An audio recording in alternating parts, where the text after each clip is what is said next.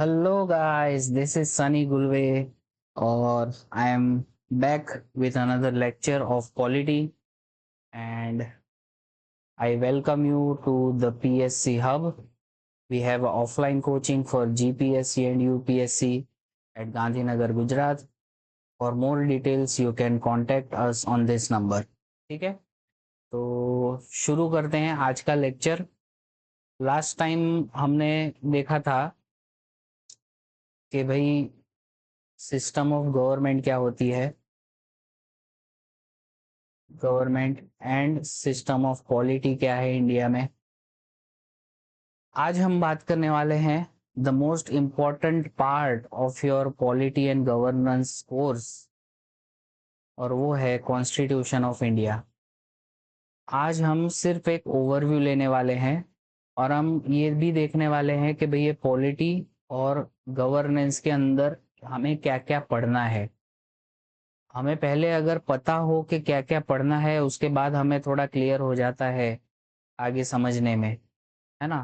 तो आज का लेक्चर लंबा नहीं होगा, it will be A short lecture जिसमें मैं आपको बताऊंगा कि भाई हम आगे क्या क्या पढ़ने वाले हैं, है ना। अगर आपने इसके पहले के मेरे जो 2 लेक्चर्स है वो नहीं देखे तो प्लीज जाके देख लीजिए, उससे आपका एक बेस क्लियर होगा।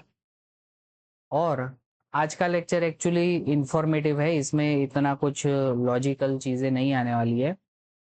इसमें फिर सिर्फ ओवरव्यू देने वाला हूँ कि भाई आगे हम क्या करने वाले हैं, बट इसके बाद से जो भी लेक्चर्स होंगे उसके अंदर आपको डिटेल में हर एक टॉपिक पढ़ाया जाएगा जो कि मैं आज बताऊंगा, है ना। पर जो ये 2 जो मैंने लेक्चर्स बनाए हैं पहले मैंने प्लेलिस्ट में डाल रखे हैं, lecture number 1 and lecture number 2। अगर ये नहीं देखे तो प्लीज़ जाके देख लीजिए मेरे चैनल के ऊपर। एक प्ले लिस्ट बना के रखी है मैंने पॉलिटी की, उस पर देख लीजिएगा, ठीक है। तो हम जब 2 लेक्चर में हमने बात की थी कि भाई लॉ बनाना बहुत ज़रूरी है और हमने ये भी बोला था कि जो कॉन्स्टिट्यूशन होता है वो supreme law of the land होता है। तो इसी तरीके से कॉन्स्टिट्यूशन इंडिया के लिए भी बनाया गया है। और जब वो कमेंस हुआ था, दैट इज ऑन 26 जनवरी 1950, उस टाइम कॉन्स्टिट्यूशन में 395 आर्टिकल्स थे। कॉन्स्टिट्यूशन को 22 पार्ट्स में डिवाइड किया गया था और 8 शेड्यूल दिए गए थे। शेड्यूल को आप मान सकते हैं कि जैसे एक लिस्ट है ना।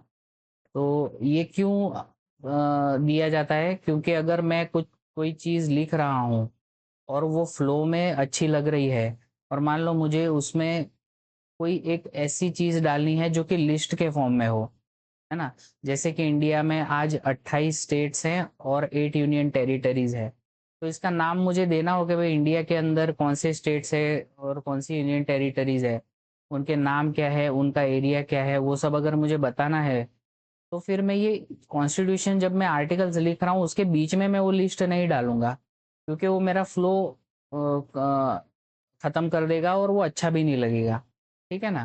तो वो फ्लो कंटिन्यू रखने के लिए ये ऐसे जो लिस्ट होते हैं इनको लास्ट में दे दिया जाता है ना। तो उसी को हम शेड्यूल्स बोलते हैं। तो अब जी ये जो ओरिजिनली था उससे आज प्रेजेंट डे में क्या चेंजेस हुए हैं। एक तो आर्टिकल्स बढ़ के हो गए 448 अराउंड, पार्ट्स जो है वो 22 से बढ़ के हो गए 25 और शेड्यूल मतलब जो अपनी लिस्ट थी वो 8 थी, उसके बदले अब हो गई है 12, है ना। तो सबसे पहले हम देखते हैं कि भाई ये 22 पार्ट्स कौन से हैं। सबसे पहला पार्ट है यूनियन एंड इट्स टेरिटरी। आप इसको ऐसे मान लो कि भाई एक इंडिया एक देश है ना, वो एक घर के जैसा है। तो घर, सबसे पहले घर के बारे में अगर आप डिस्कस करेंगे तो सबसे पहले क्या बताएंगे कि भाई इंडिया का ये जियोग्राफिकल जो वो है कि भाई ये कितने एरिया में एक्सपैंड हुआ है ना। तो वो आप बताएंगे। फिर उसके अंदर कितने पार्ट्स है, आपने जैसे एडमिनिस्ट्रेटिव कन्वीनियंस के लिए उसको स्टेट्स में डिवाइड किया है, यूटी में डिवाइड किया है, तो वो कितने पार्ट्स में डिवाइड हुआ है, उनके क्या क्या नुआंसेस है ना, उसके क्या क्या नियम होंगे, है ना। वो सब आप कहाँ पे डिस्कस करेंगे, यूनियन एंड इट्स टेरिटरीज पे, बराबर।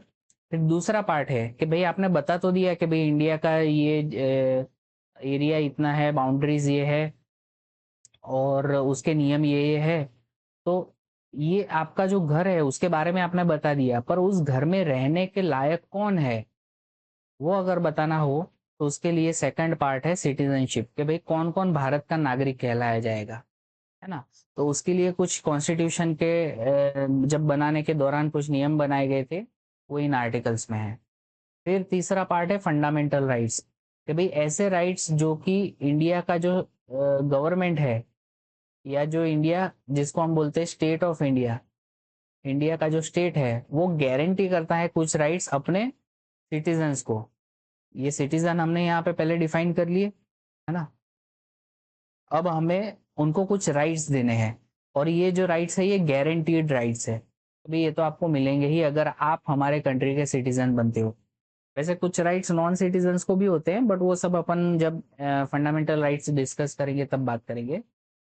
उसके बाद चौथा पार्ट जो है that is directive principles of state policy.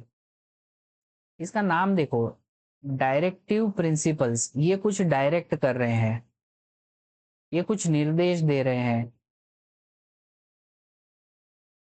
है ना। किसको? स्टेट को। स्टेट को, स्टेट मतलब इंडिया, हाँ। स्टेट को ये बोल रहे हैं कि भाई आप जब भी लॉज बनाओ या इस कंट्री को गवर्न करने के लिए कोई भी नियम बनाओ, तो उसमें इन चीजों का ध्यान रखना, खास ध्यान रखना। वैसे तो कई सारी चीजों का ध्यान रखने को बोलता है कॉन्स्टिट्यूशन, पर यहाँ पे जो चीजें लिखी गई है उनका खास ध्यान रखना, है ना। They are fundamental in the governance of the country, ठीक है। देन उसके बाद आता है पार्ट 4A। अब आपको एक चीज यहाँ पे बता दूं कि ये पार्ट जो 4 है पहले सिर्फ यहीं तक था, उसके बाद ये नया ऐड हुआ है, ये अमेंडमेंट से हुआ है। कॉन्स्टिट्यूशन को अमेंड भी किया जा सकता है, उसको चेंज भी किया जा सकता है, तो उस अमेंडमेंट के तहत ये पार्ट ऐड किया गया था। और ये ऐड किया गया है नहीं, इसकी अगर एक आपको पहचान बता दूं, तो जब भी आपको ये सब क्लॉज ऐसे दिखाएंगे ना, स्मॉल ए स्मॉल बी स्मॉल सी, तो इसका मतलब ये ओरिजिनल कॉन्स्टिट्यूशन में थे। तो जब भी वो capital A capital B capital C अगर ऐसा लिखने लग जाए तो ये समझ लेना अमेंडमेंट से आया है। तो यहाँ पे कैपिटल ए है, इसका मतलब ये है कि ये ऐड हुआ है, अमेंडमेंट से आया है। और उसमें एक ही आर्टिकल है 51A, है ना। नाउ पार्ट 5th सबसे इंपॉर्टेंट पार्ट है कॉन्स्टिट्यूशन का, जो कि है यूनियन। हमने पहले ही बात की थी कि भाई किसी भी स्टेट के 3 ऑर्गन्स होते हैं, एग्जीक्यूटिव, लेजिस्लेचर एंड जुडिशियरी, है ना। तो यूनियन में बात होगी यूनियन एग्जीक्यूटिव के बारे में, यूनियन लेजिस्लेचर के बारे में और सुप्रीम कोर्ट के बारे में, ठीक है। उसी तरीके से स्टेट्स के लेवल पे सेम बात होगी, स्टेट एग्जीक्यूटिव के बारे में, स्टेट लेजिस्लेचर्स के बारे में और हाई कोर्ट्स के बारे में। And also we will discuss around about subordinate courts, subordinate courts, है ना। Just a second. हाँ, देन आता है पार्ट 7 जो कि रिपील किया गया था, है ना। तो उसके बारे में अपने को ज्यादा डिस्कस करना नहीं है। देन पार्ट 8 आता है जो कि है यूनियन टेरिटरीज। अब ये ऐसी टेरिटरीज है जो कि स्टेट नहीं है और डायरेक्टली यूनियन के द्वारा एडमिनिस्टर की जाती है ना। तो अपन ने जैसे ये इंडिया है तो इसको अलग अलग पार्ट्स में डिवाइड करके रखा है और सबको अपन ने स्टेट बोला है। तो स्टेट में क्या है, खुद की पॉलिटी होती है। हमने लास्ट 2 लेक्चर में अपन देख चुके हैं कि यूनियन के लेवल पे एक अलग पॉलिटी चलती है और गवर्नेंस चलता है, उसी तरीके से स्टेट के लेवल पे भी अलग पॉलिटी और गवर्नेंस चलता है। पर कुछ कुछ एरियाज ऐसे होते हैं जो कि जिनको स्टेट का दर्जा नहीं मिलता है ना, उनको स्टेट का स्टेटस नहीं मिलता है, उसको अपन बोलते हैं यूटी, है ना। और यूनियन टेरिटरी, ये नाम से ही पता चल जाता है कि इसका डायरेक्ट कंट्रोल किसके पास होगा, यूनियन के पास होगा। वो दिल्ली में जो बैठी है यूनियन गवर्नमेंट, वो वहां से बैठे बैठे इन एरियाज को एडमिनिस्टर करेगी या गवर्न करेगी, है ना। तो ये इनके बारे में डिस्कस है। देन आता है panchayat and municipalities, part 9 and part 9 है। मैंने लास्ट लेक्चर में बताया था कि इंडिया में पहले दो लेवल की गवर्नमेंट थी, एक यूनियन के लेवल पे और एक स्टेट के लेवल पे।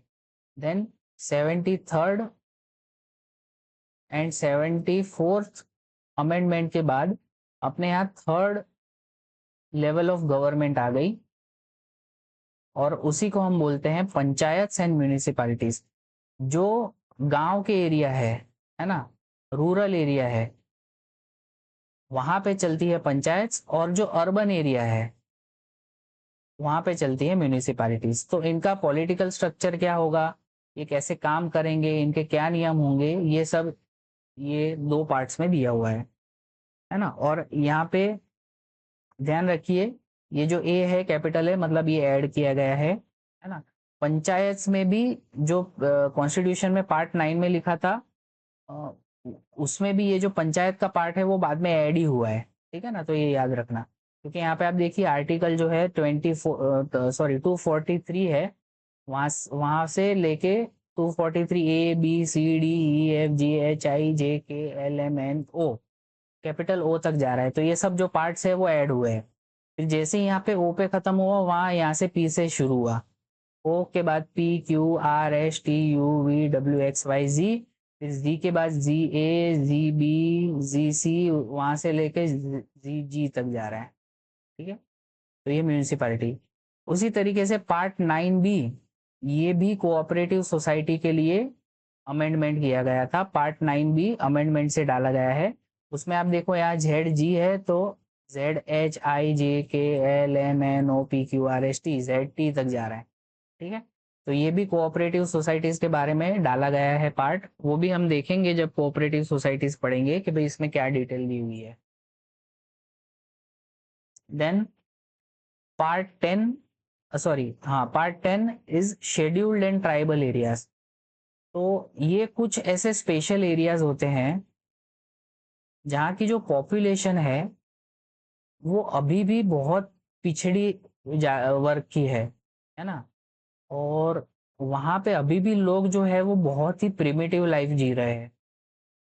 आप एक तरीके से मान सकते हैं कि भाई वो जंगल में जैसे लोग रहते हैं, है ना, अनऑर्गेनाइज्ड, अनसिविलियन, तो वैसे ही कुछ एरियाज है अभी भी इंडिया में। हालांकि आज की तारीख में देखा जाए तो काफी कुछ डेवलपमेंट वहां पे भी हो गया है, बट फिर भी इनकी एक अलग ही पहचान होती है। ये जो यहाँ पे जो लोग रहते हैं ना, इनका अपना एक कल्चर होता है, अपने अलग कस्टम्स होते हैं, इनका रहने का तरीका, खाने का तरीका, ये सब अलग होता है। तो उसको कंजर्व करने के लिए और प्लस उनको प्रोटेक्ट करने के लिए, ये लोगों को प्रोटेक्ट करने के लिए, ताकि इनका एक्सप्लॉइटेशन ना हो, है ना। तो उसके लिए पार्ट 10 में शेड्यूल्ड एंड ट्राइबल एरियाज दिए गए हैं। देन आता है पार्ट 11, ये बताता है relation between union and states.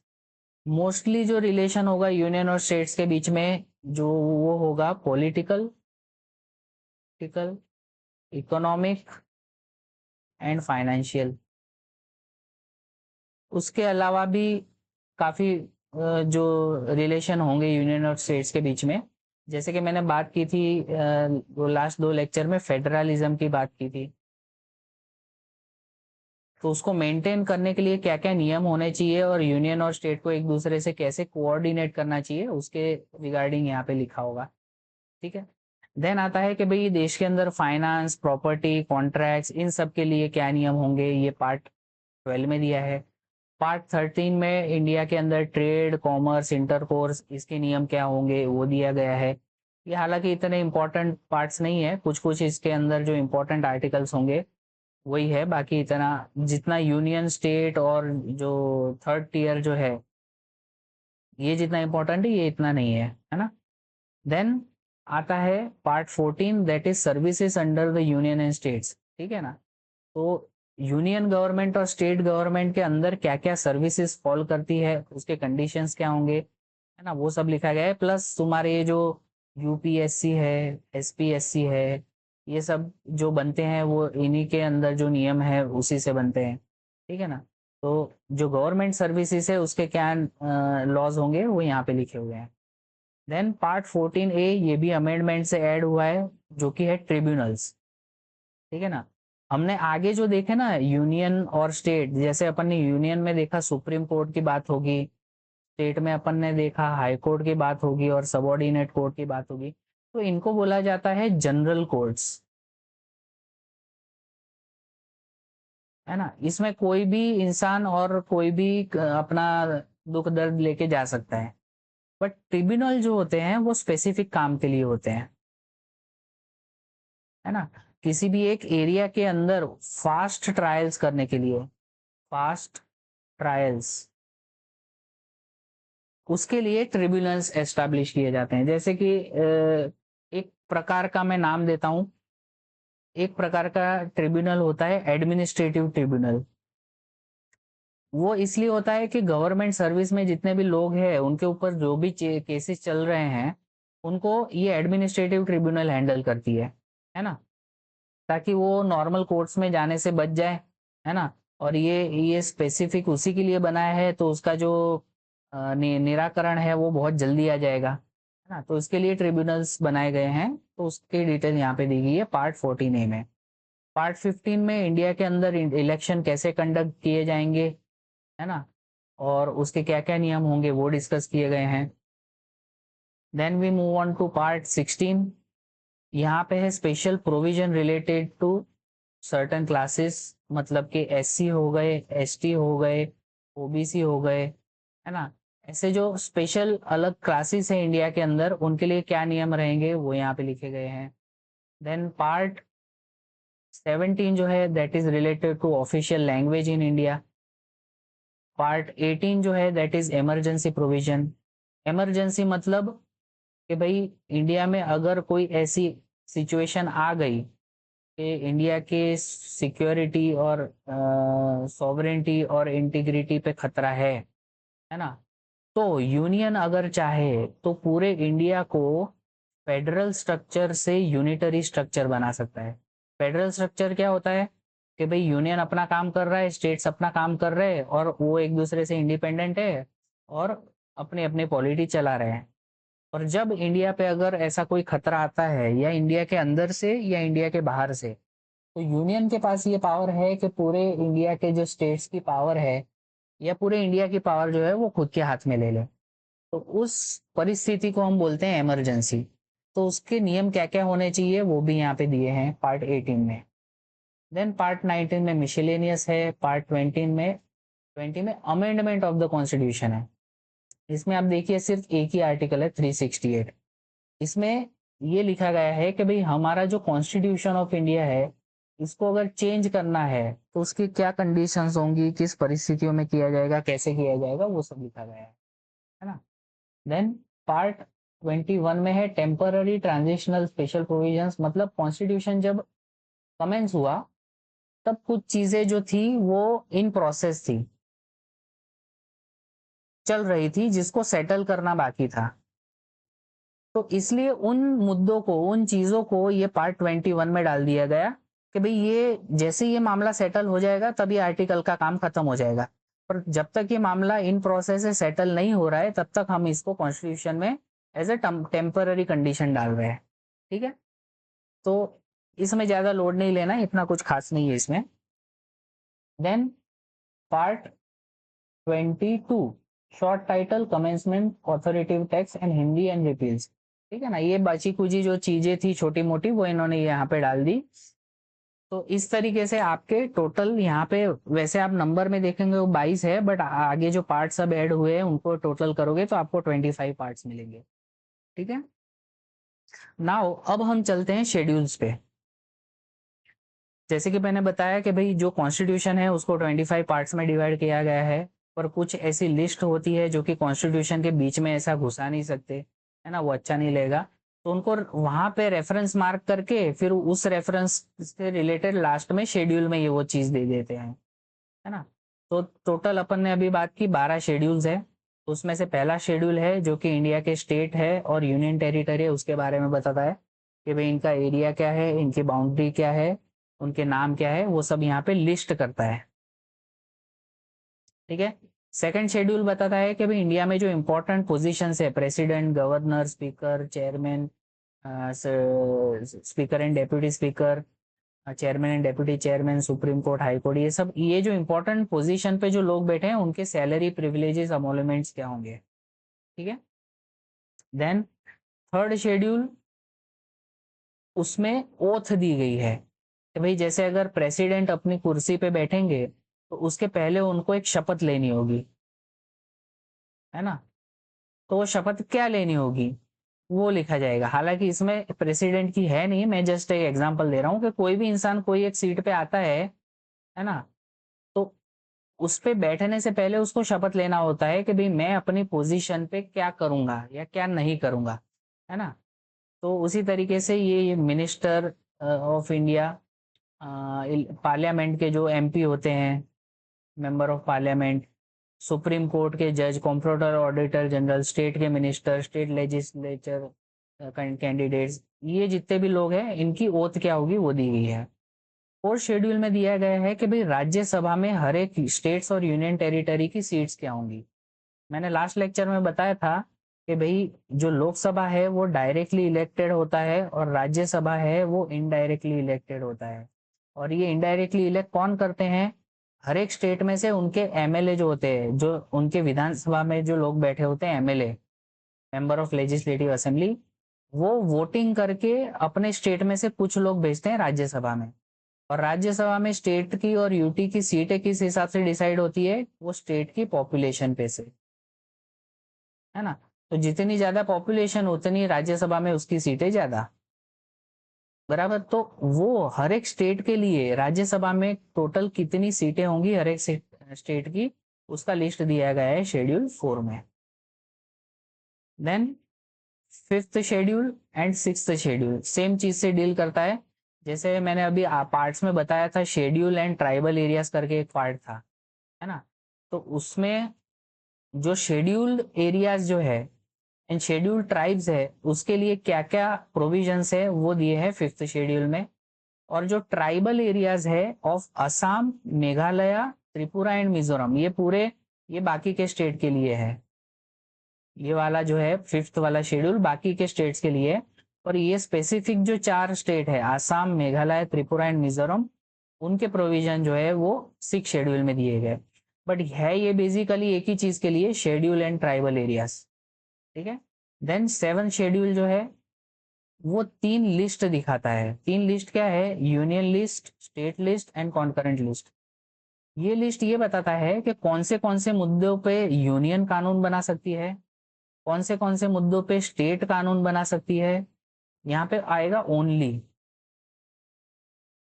मतलब जो यूनियन की लिस्ट में लिखा गया है उस पे सिर्फ यूनियन ही कानून बना सकती है, जो स्टेट लिस्ट में लिखा गया है उस पे सिर्फ स्टेट कानून बना सकती है ना। और तीसरा होता है कॉन्करेंट लिस्ट, मतलब ऐसे मुद्दे जिसपे दोनों कानून बना सकते हैं, यूनियन भी और स्टेट भी। तो ऐसे मुद्दे यहाँ पे सेवन शेड्यूल में लिखे गए हैं। देन एट शेड्यूल इंडिया के अंदर जो 22 ऑफिशियल लैंग्वेज है उसका लिस्ट देता है कि कौन सी भाषाएं इंडिया के अंदर मान्य गिनी जाएगी।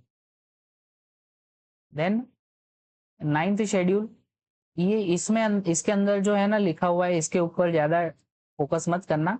इसमें बेसिकली ये है कि ये जब आप मान लो कि पहले टोटल 8 शेड्यूल थे, उसके बाद अभी ये जो नौवां शुरू हो रहा है, ये सब ये जो चारों है ये अमेंडमेंट्स आए हैं, है ना।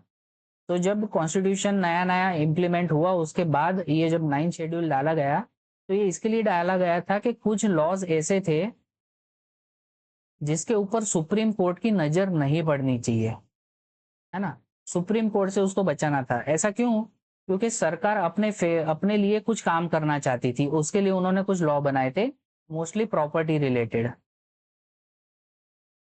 है ना। वो क्या है डिटेल वो अपन जब मुद्दा आएगा तब बात करेंगे, बट प्रॉपर्टी और उसके एक्विजिशन से रिलेटेड लॉज बनाए थे।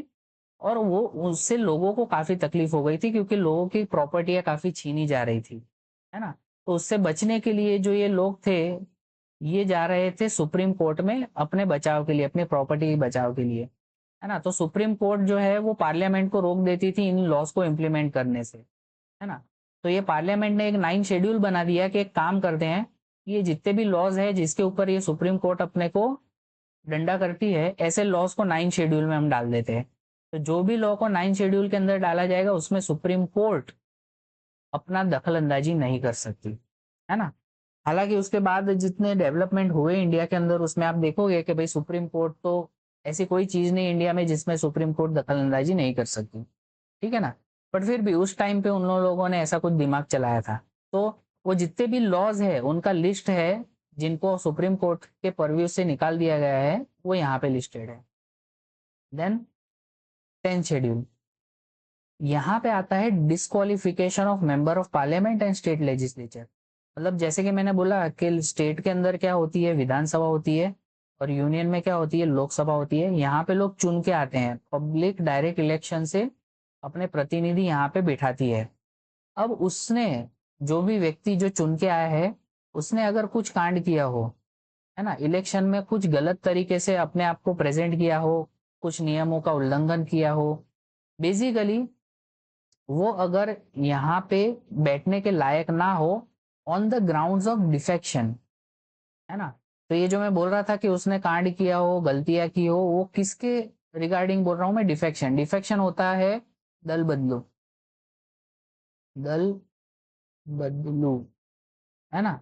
तो जो ऐसे होते हैं ना, एक उस टाइम फेमस भी था एक वाक्य, आया राम गया राम, आया राम गया राम। मतलब एक इंसान एक ही थोड़े ही दिनों के अंदर एक से ज्यादा पार्टियां बदल लेता है ना। तो उससे प्रॉब्लम क्या होता है, एक तो पॉलिटिकल अनस्टेबिलिटी होती है, और दूसरा पब्लिक ने जो अपने विश्वास पे उनको चुन के लाए हैं, और वो जैसे ही चुन के आए उसने पार्टी ही बदल ली, तो हो सकता है कि भाई पब्लिक का विश्वास उड़ जाए। तो ये सब जितनी भी चीजें हैं उसको बोलते हैं डिफेक्शन, है ना। और ये डिफेक्शन करने पे भी आप डिस्क्वालीफाई हो सकते हो to be a member of parliament और स्टेट लेजिस्लेटिव असेंबली, है ना। तो उसके क्या क्या नियम है, डिफेक्शन के क्या क्या नियम है, वो सब 10th शेड्यूल में दिए गए हैं। देन 11th शेड्यूल में दिया गया है पंचायत के बारे में। जैसे मैंने बोला कि भाई 73rd अमेंडमेंट आया था और 74th अमेंडमेंट आया था। तो उसमें 73rd में अपन ने किसके प्रोविजन ऐड किए थे कॉन्स्टिट्यूशन में, पंचायत के, है ना। तो उससे रिलेटेड कुछ ऐसे प्रोविजन है जिसको लिस्ट में दिए गए हैं 11 शेड्यूल के अंदर। और सिमिलरली जो अर्बन एरियाज में म्यूनिसिपैलिटीज हैं उसके लिए 74th अमेंडमेंट आया था, और उससे रिलेटेड जो भी प्रोविजंस है ये दिए गए हैं 12 शेड्यूल में, ठीक है ना।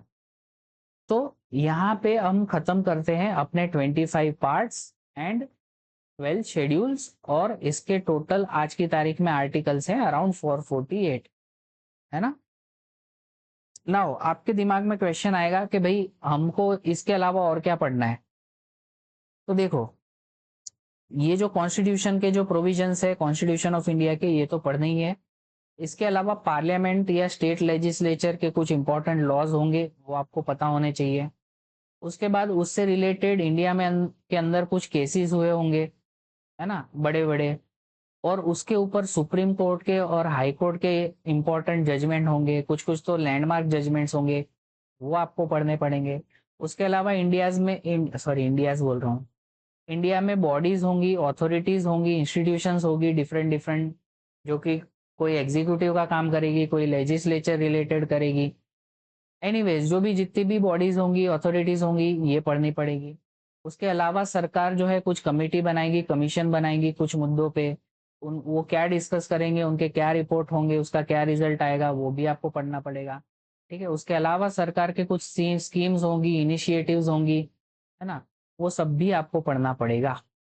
तब जाके आपका खत्म होगा टोटल पॉलिटी और गवर्नेंस का कोर्स, ठीक है। तो हम आगे जितना भी पढ़ने वाले हैं इस कोर्स में, वो सब इन्हीं लाइंस पे होगा। सबसे पहला कॉन्स्टिट्यूशन ऑफ इंडिया, और उसके बाद ये सारी चीजें, ज्यादातर चीजें ये कॉन्स्टिट्यूशन के साथ अपन कंबाइन करके ही पढ़ने वाले हैं, ठीक है। तो that was all from my side. Again बता देता हूँ, हमारे क्लासेस का नाम है PSC hub. We have offline coaching for GPSC UPSC at Gandhinagar Gujarat. You can contact us on this number. Thank you so much for watching this video. Have a great day. Bye bye.